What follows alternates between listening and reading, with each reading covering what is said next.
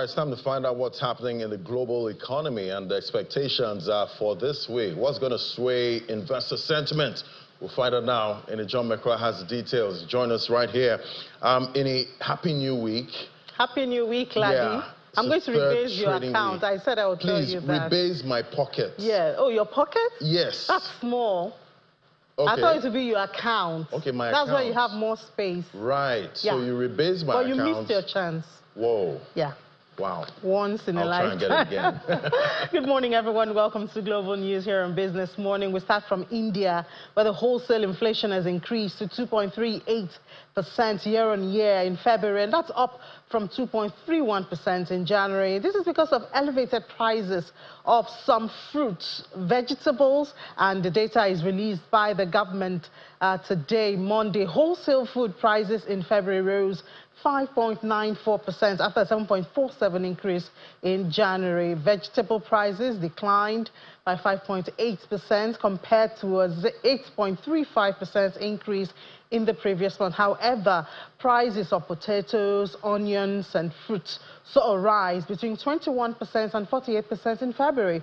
Cereal also increased 6.77% compared to a 7.33% rise in January. Manufactured products, which make up about 64% of the wholesale price index, saw a price increase of 2.86% after 2.51% increase in January. On the other hand, prices for fuel and power fell 0.71% year-on-year, and that's compared to a 2.78% drop in January. And still on those economies, good news for China, where the economy showed a modest pickup for the first 2 months of the year, according to data published by the National Bureau of Statistics, as Beijing reiterates its plan to bolster domestic consumption. Retail sales rose by 4% in the January to February period from a year ago, compared to 3.7% year-on-year growth in December, and is in line with some estimates by economists. Industrial production climbed 5.9% in the first 2 months of the year from a year ago, slower than 6.2% growth in December, but faster than a 5.3% expansion forecast by analysts. Industrial output growth in the equipment making and high-tech manufacturing sector also accelerated, and it's supposed to be at about 10.6% and 9.1% on year-on-year, respectively. Fixed income investment reported on a year-to-date basis rose 4.1%, beating the 3.6% growth estimate by economists, a notable jump from the 3.2% increase last year. Statistics Agency have attributed this improvement in economic activities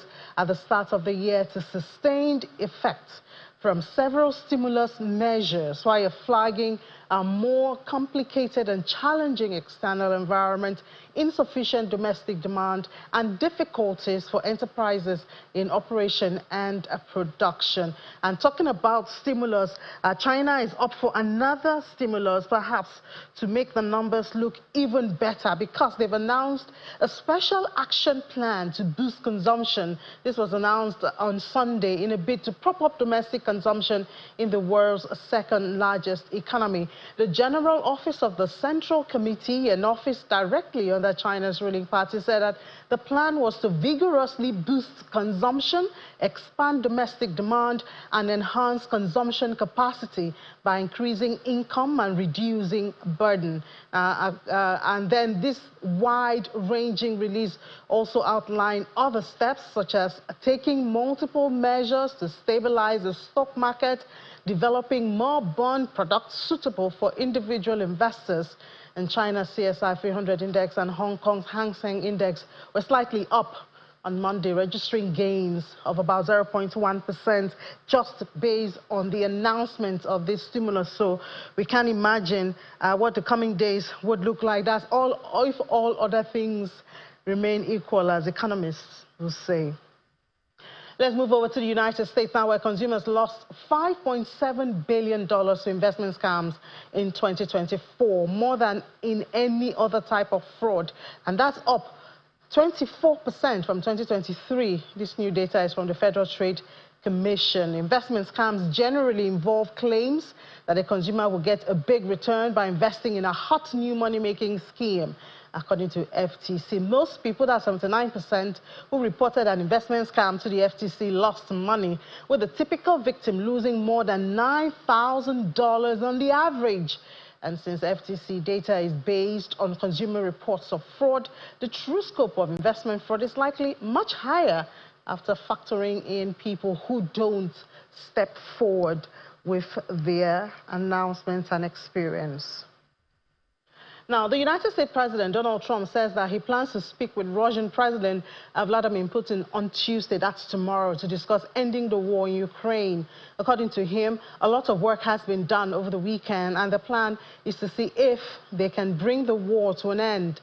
Trump is trying to win Putin's support for a 30-day ceasefire proposal that Ukraine accepted last week, as both sides continue trading heavy aerial strikes through the weekend, and Russia moved closer to ejecting Ukrainian forces from their month-old foothold in the western Russian region of Kursk. And they say they'll be talking about the land and talking about power plants, according to President Donald Trump when he was asked about the concessions. They said that they have a lot, discuss a lot by both sides, that's Ukraine and Russia, and they're ready to talk about it, how to divide that, or dividing up certain assets. And from there we go to expectations for the week, and we tell you that FOMC decision is due on Wednesday. That comes as most nowcast models indicate that GDP growth slowing in the first quarter, with such as Atlanta Fed's GDP currently even pointing to 2.4% annualized contraction. And we know a lot of consumers in the United States have been citing fears of inflation and recession. It looks like it is overstating in the weakness, and survey data such as the S&P Global PMI points to a more moderate slowdown, though even the PMI data have fallen sharply to an extent that is consistent with a mere 0.6% rate. That is what will be expected. Also to be expected this week is in the UK. The Bank of England is expected to hold rates steady, having reduced its policy rate to 4.8% via a 25 basis point cut in February. And then also Japan, the Bank of Japan also is meeting, and they are likely to hold it. But let's stay on the UK now and see what has been happening and this expectation of holding rate. Juliana joins us. Juliana, good morning and welcome to the program. Good morning, Innie. Nice speaking to you. Same here. So amidst all of this trade war, we don't know what else President Trump will come with. It does seem like the uncertainty is forcing central bankers to just stay on one spot and see what's going to happen next. That's absolutely right. As you know, Innie, a month is a very long time in central banking, but under the tenure of US President Donald Trump, it's even become more tense. So on Thursday, we are expecting the Monetary Policy Committee to gather in Threadneedle Street. As you quite rightly said, there was a 0.25% rate cut in February. We are anticipating that interest rates will remain unsteady this week, and that is because there is so much uncertainty. We also got GDP data last week showing that the UK economy dipped unexpectedly by 0.1%. So this piles on so much pressure, not just on the central bank, but also on the government. We know that Chancellor Rachel Reeves came in on an expected high. There are so many issues with the Conservative government and the economy, but it just hasn't gone well for this Labour government. And already on top of the initial costs for businesses, which are going to be coming in with the NI and the employer hike next month, we're also expecting welfare to be cut and benefits to be cut. So I think Andrew Bailey, the central bank governor, is going to have a lot to contend with, but particularly I think the pressure is coming from the White House, from Washington. Of course, as we know, as soon as America sneezes, Britain catches a cold. So I think a lot of people are going to be on wait and see mode, but certainly I think the markets have already priced in that interest rates are going to remain steady. Yeah, well, UK catches the cold first, Juliana. Other parts of the world also catches eventually. But, you know, the other time we're talking about defense spending, what all of this, you know, US cutting their spending and their support to Ukraine and all of that. And then Prime Minister looking for being the center of coordinating all of this. So I wonder if there's any updates on that defense spending that was also an issue, I think, last week or 2 weeks ago.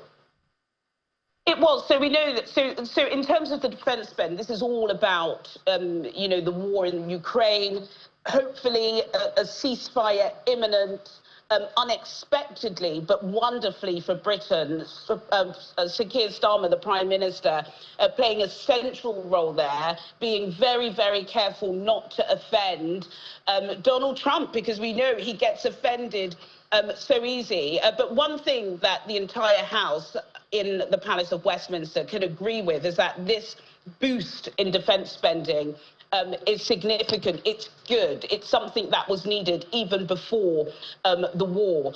So I don't think that is necessarily going to, you know, affect Rachel Reeves' upcoming summer or spring fiscal statement. But there are so many other domestic issues on top of the geopolitical issues. We're also getting unemployment rate data this week, as well as retail sales figures. I believe consumers in the UK are beginning to hold back. It's not easy to spend your pounds anywhere around the world, I can testify to that. So it's going to be a busy week. All eyes are going to be on that Trump-Putin meeting, as you were teasing just before you crossed to me. But yeah, we're certainly on a wait-and-see mode, as we always do, That's our favourite saying in business. Yes, exactly. We'll wait and see, and this time our eyes are more you know, the direction of the White House to see what President Trump will do.